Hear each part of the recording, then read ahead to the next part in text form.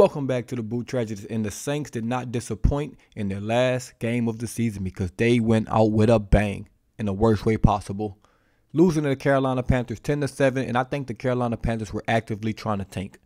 I feel like they did not want to win this game, but the Saints offense is so putrid and horrible that they just could not even, score points. Losing 10-7, finishing 7-10 in Dennis Allen's first season as the head coach for the Saints. I wish it would be his last, but that's probably not going to happen. I'm going to quickly go through these stats. And you'll see how embarrassing this was if you didn't watch the game. First, we'll start with the Saints. Andy Dalton, 15 for 25, 170 yards and a touchdown. He played awful. Awful. I'm just going to be honest. He played awful. He missed a wide open touchdown. He almost threw a pick to Josh Norman, who hasn't played football in a long time. Just bad. Alvin Kamara, only bright spot of the day. Alvin Kamara. He ran hard. He ran efficient. 23 carries, 107 yards, 4.7 yards per carry. Absolutely crazy. He had a good game. He was running hard, running efficient, breaking tackles. He looked like the Alvin Kamara that we all know. On the receiving end, Chris Olave, 5 catches, 60 yards. Rashid Shaheed, 3 catches, 34 yards. And that's basically it from the receiving standpoint. We only completed 15 passes. Defense played great. The last 6 weeks, 7 weeks, the defense have played great. Tyrann Mathieu led the team in tackles. And, hey, man, round of applause for Tyrann Mathieu.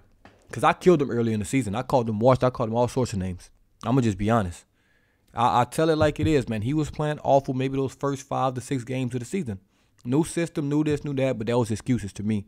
He's been balling out the second half of the season, and I just have to give him credit. Marshawn Lattimore also, again, locked down. Alontae Taylor, opposite side, locked down. Demario Davis, great game. Cam Jordan, great game. Shai Tuttle was good. David Onyemata was good. Malcolm Roach was good. Even Daniel Sorensen had another interception. He was good. Tyrann Mathieu had an interception as well. Defense played great, but we're used to this. We all know Dennis Allen's going to do his thing with the defense. We figured this out already. He's going to be a good defensive coach. Maybe he's not a great head coach, but he's a good defensive coach, and the defense played well. Now let's get to these Carolina Panthers stats to see how terrible the Saints played. First of all, they ran the ball 41 times, threw it 15 times. Andy Dalton with 5 for 15, 43 yards, and had 2 interceptions, a quarterback rating of 2.8, and they won the game. I'll repeat this. He had a quarterback rating of 2.8, and they won the game. That's how bad this last game was with the Saints. And guess what? I'm over it. I'm not even mad. I'm not going to go on a long rant about how bad that offensive was, but it was terrible. That was one of the worst offensive performances I've ever seen in my life. Let's talk about some players in the game. I already mentioned Alvin Kamara, who had a really, really good game. Let's talk about Andy Dalton. We'll kind of go through everybody, to be honest. Let's talk about Andy Dalton. I hope he never takes another snap for the Saints again, ever in his life. He should never, ever, ever, ever, ever play quarterback for the New Orleans Saints again. Never. Like, ever. I don't even want him as a backup. I've seen enough because if he's going to be the backup and then if the starting quarterback somehow get hurt and then Dennis Allen falls in love with him like he's goddamn nephew or something, yeah, just get him out of here. Taysom Hill, solid game from Taysom Hill. Once again, Chris Olave had a big fumble towards the red zone area, but still had 5 catches, 60 yards and a touchdown on 12 targets. 5 catches on 12 targets is absolutely awful, though. And I'm not putting that on him because he was open.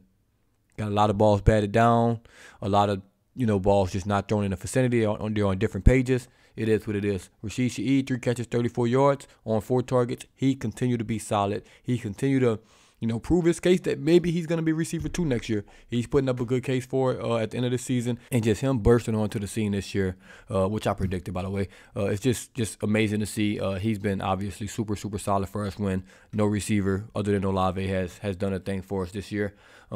Who else we're going to talk about? Defensive side of the ball, Tyrann Mathieu, already kind of mentioned him. Lattimore came in the last 2 games. He's still Lattimore. It is what it is. Demario Davis doesn't seem like he's going to slow down anytime soon. Cam Jordan in the run game, once again, absolutely fantastic. Defensive line played great. Only thing I have to say about the defensive line, man, the run game, it's awful this year. Absolutely awful. I don't know what changed, but we definitely going to have to look into that, run defense. Other than that, man, the defense played great. Daniel Sorensen also, hey, I'm going to give a clap it up for him because, oh, boy, we all killed him for the signing, and rightfully so. He was absolutely awful with the Chiefs.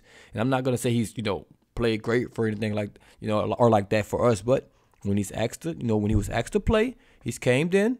He's been pretty good. He's got a couple of interceptions. He hasn't made any, breaking mistakes like he did with the Chiefs, just letting people run past him and things like that. So, credit to him, man. Carl Granderson, great, good season for him. Really, really good season for him. Now let's talk about 2 first-round picks. It's over for him. He's played his last snap for the Saints. It's just no way I see him coming back to the Saints. It's just no way possible. He did absolutely nothing this season. Absolutely nothing. If you don't know who I'm talking about Marcus Davenport. Every year, I've been saying it's going to be the breakout season for him. Oh, he's going to be healthy. Oh, he's going to do this. Oh, they, took him slow in the offseason and the preseason. Awful. I'm sorry. I've made the most excuses for him. Like, it's over with. First-round pick, traded another first-round pick to get him. Terrible, terrible season. Let's just be honest. Terrible, terrible season. I'll look at his 2022 defensive stats. He had 26 tackles, 13 assists, and a half a sack. 0.5. That was his season. That was a first-round pick. A guy that was 2 first-round picks. That was in a contract year. I may add, a contract year. That was his season. Absolutely awful. He shouldn't be back. Peyton Turner didn't even get to play in this game. And the clock's ticking on him.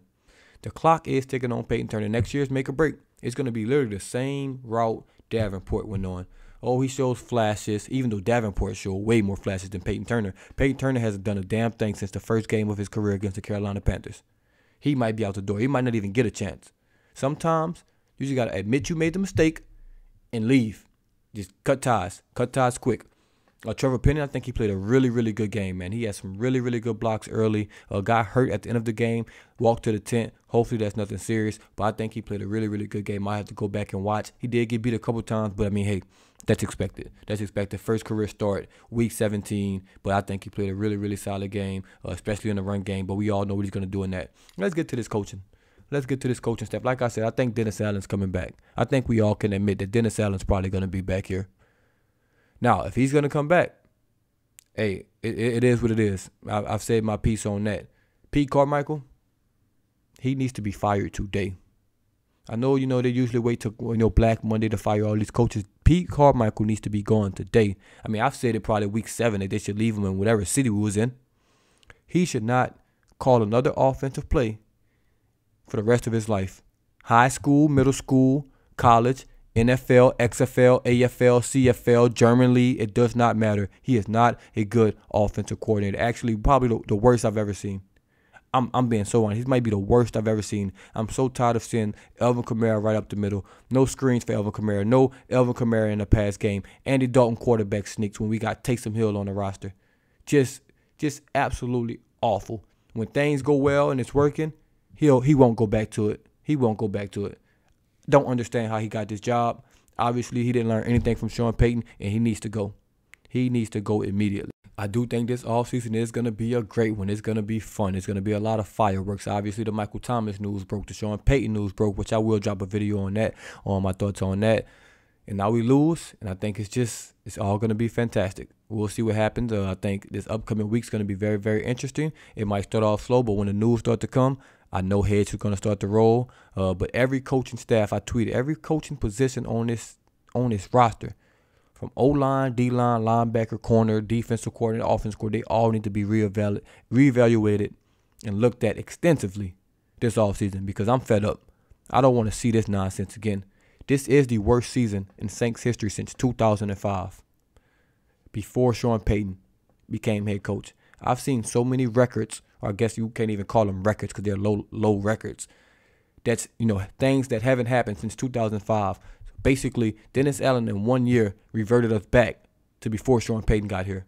That's how fast he did it. He's not a good football coach, but he's probably going to be our football coach for the 2023-2024 football season. Everyone needs to be evaluated.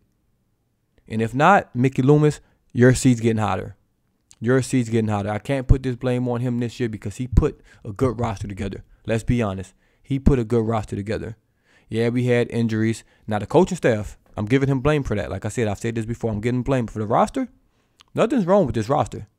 Nothing was wrong with this roster. Maybe they got injured, maybe this, maybe that, but nothing was wrong with this roster day one. Day one, nothing was wrong with you. Added Tyron, you added Jarvis, you had a healthy MT, you had Winston and Dalton, Taysom Hill, Elvin Kamara. You got Olave, Rashid Shaheed, Steele, Jawan Johnson resurgence. Like, you had a roster. It just didn't work out. Oh, before I get out here, I do want to talk about Will Lutz, man. Awful season from Will Lutz. Awful season. And I see a lot of people saying replace Will Lutz as well with his coaching staff. Slow down just a minute. As much as I agree that he had a terrible season, you can't just replace kickers in the NFL. I promise you, it is not that easy. It's just like the quarterback position. To replace a good kicker is very, very hard. Now, what I do agree with, he needs competition. You can't just come back thinking, this is my job. Whoa, buddy. You had a very, very bad season. Very, very under 80%. That's awful. He's missed like 8-9 kicks this year. Can't have that.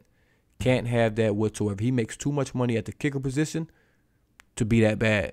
He had a whole year off. He missed a full year of football. So maybe, hey, he was a little rusty. But I'm not making excuses for him. He has to be better next year if he's going to be on this roster. They do need to bring in some competition for him. I was calling him the second best kicker in the league behind Justin Tucker. He's very, very far removed from that. So we'll see how his offseason goes, see if he comes back. But like I said, it's going to be big names this offseason, and the Saints are going to have to make decisions on them. Big decisions, I may add. Michael Thomas was the first. Sean Payton seems like to be the second.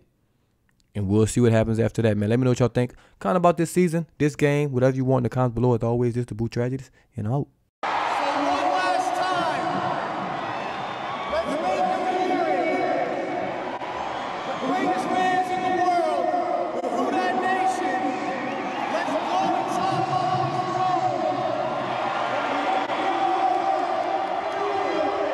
throne.